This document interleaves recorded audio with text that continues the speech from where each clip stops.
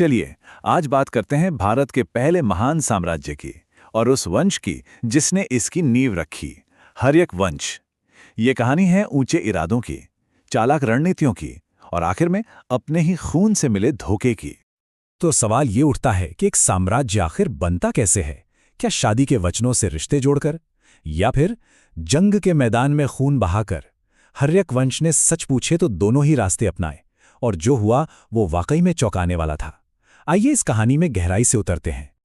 इस सफर में हम देखेंगे कि मगध एक छोटी सी जगह से एक महाशक्ति कैसे बन गया। हम जानेंगे बिंबिसार के बारे में, जिन्होंने कूटनीति से साम्राज्य को फैलाया, और फिर उनके ही बेटे अजातशत्रु के बारे में, जिसने बगावत की आग जला दी। हम उनकी खतरनाक युद्ध तकनीकों को भी देखेंगे और समझेंगे कि आखिर इस वंश की विरासत क्या थी। चलिए थोड़ा समय में पीछे चलते हैं, 6ठी शताब्दी ईसा पूर्व के भारत में। जरा सोचिए, ये एक ऐसी धरती थी जहां कोई एक सत्ता नहीं थी, बल्कि कई शक्तिशाली राज्य थे जिन्हें महाजनपद कहा जाता था, और ये सब एक दूसरे से लड़ रहे थे, बिल्कुल आज के देशों की तरह जो एक दूसरे से मुकाबला करते हैं। उस दुनिया में समाज वर्ण व्यवस्था में सख्ती से बटा हुआ था। शूद्रों जैसे कई समूहों के साथ भेदभाव होता था, उन्हें उनके अधिकार तक नहीं दिए जाते थे। और इसी राजनीतिक और सामाजिक उथल-पुथल के बीच एक राज्य था जो ऊपर उठने को तैयार था, मगध। और इसी मगध को हर्यक वंश एक विशाल साम्राज्य में बदलने वाला था। और इस साम्राज्य की कहानी का जो पहला किरदार है वो है इसके संस्थापक बिंबिसार। वो एक ऐसे राजा थे जिन्होंने अपनी ताकत तलवार में नहीं, बल्कि अपनी बुद्धि और कूटनीति में देखी। बिंबिसार को मगध साम्राज्य का असली आर्किटेक्ट कहा जाता है, लेकिन उनका तरीका, जैसा मैंने कहा, बिल्कुल अनोखा था। जंग के मैदान में खून बहाने की जगह उन्होंने शादियों के जरिए रिश्ते बनाए और अपने साम्राज्य का दायरा बढ़ाते चले गए। अब जरा बिंबिसार की इस रणनीति की दाद दीजिए। कौशल से शादी करके उन्होंने न सिर्फ एक ताकतवर दुश्मन को दोस्त बना लिया, बल्कि दहेज में पूरा का पूरा काशी क्षेत्र हासिल कर लिया। फिर वैशाली और मद्र के साथ शादियों ने गंगा घाटी और उत्तर पश्चिम में उनकी पकड़ को मजबूत कर दिया। मतलब बिना कोई बड़ी लड़ाई लड़े उन्होंने अपना साम्राज्य सुरक्षित कर लिया। और उन्होंने पूरे 52 साल तक राज किया। सोचिए, उस जमाने में ये एक बहुत ही लंबा और स्थिर शासन था, जिसने मगध साम्राज्य की नींव को चट्टान की तरह मजबूत बना दिया।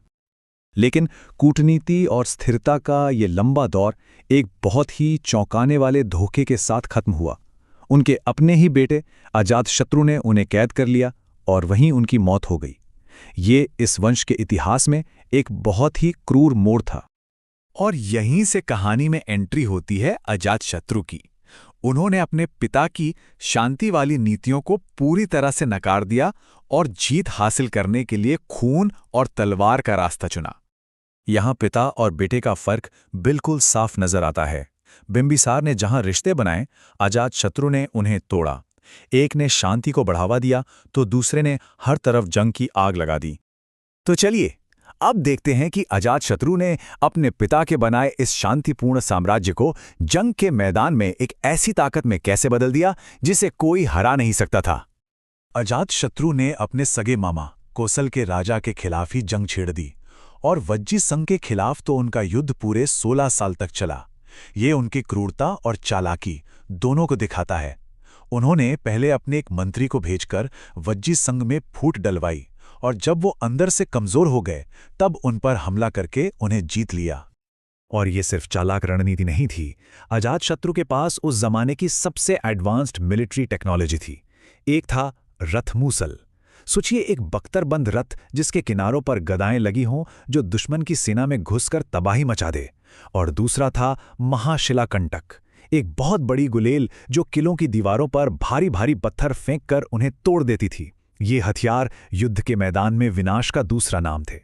साम्राज्य तो नई ऊंचाइयों को छू रहा था, लेकिन जो हिंसा की विरासत थी वो अगली पीढ़ी तक भी पहुंच गई। अजातशत्रु के बेटे उदयन ने एक बहुत ही बड़ा और समझदारी भरा काम किया। उन्होंने साम्राज्य की राजधानी को पाटलिपुत्र में बसाया। ये एक शानदार फैसला था, क्योंकि ये शहर गंगा और सोन नदियों के संगम पर था, जो उस समय के सबसे अहम व्यापारिक रास्ते थे। इससे मगध का खजाना और भी ज्यादा भर गया। लेकिन वो जो हिंसा का चक्र था ना, वो रुका नहीं। ठीक वैसे ही जैसे अजातशत्रु ने अपने पिता बिंबिसार को मारा था, उदयन ने भी अपने पिता अजातशत्रु की हत्या कर दी। पिता की हत्या करने का ये सिलसिला इस राजवंश की सबसे बड़ी कमजोरी बन गया और आखिर में लोग इस खून खराबे से तंग आ गए और उन्होंने आखिरी शासक नागदशक को गद्दी से हटा दिया और इसी के साथ इस वंश का अंत हो गया। तो सत्ता के लिए इतनी लड़ाइयों और खून खराबे के बाद आखिर हर्यक वंश ने भारतीय इतिहास पर क्या छाप छोड़ी? उनका असर बहुत बहुत बड़ा था। उन्होंने मगध को एक छोटे से राज्य से भारत का पहला महान साम्राज्य बनाया। बिंबिसार ने दुनिया को कूटनीतिक गठबंधनों की कला दिखाई, तो वहीं अजातशत्रु की जीतों ने एक ऐसे सुपर स्टेट को जन्म दिया जो पहले कभी नहीं देखा गया था। एक तरह से उन्होंने वो मंच तैयार किया जिस पर बाद में चंद्रगुप्त मौर्य जैसे सम्राटों ने अपने विशाल साम्राज्य की इमारत खड़ी की। और ये सब हमें एक आखिरी लेकिन बहुत बड़े सवाल पर लाकर छोड़ देता है। क्या हर्यक वंश की ये हिंसा एक साम्राज्य बनाने के लिए जरूरी कीमत थी, या फिर सत्ता के लिए अपनों का ही खून बहाने की ये आदत ही वो कमी थी जिसने शुरू से ही उनके अंत की कहानी लिखती थी? ये एक ऐसा सवाल है जिस पर सोचने की जरूरत है। इस जानकारी को देखने के लिए धन्यवाद।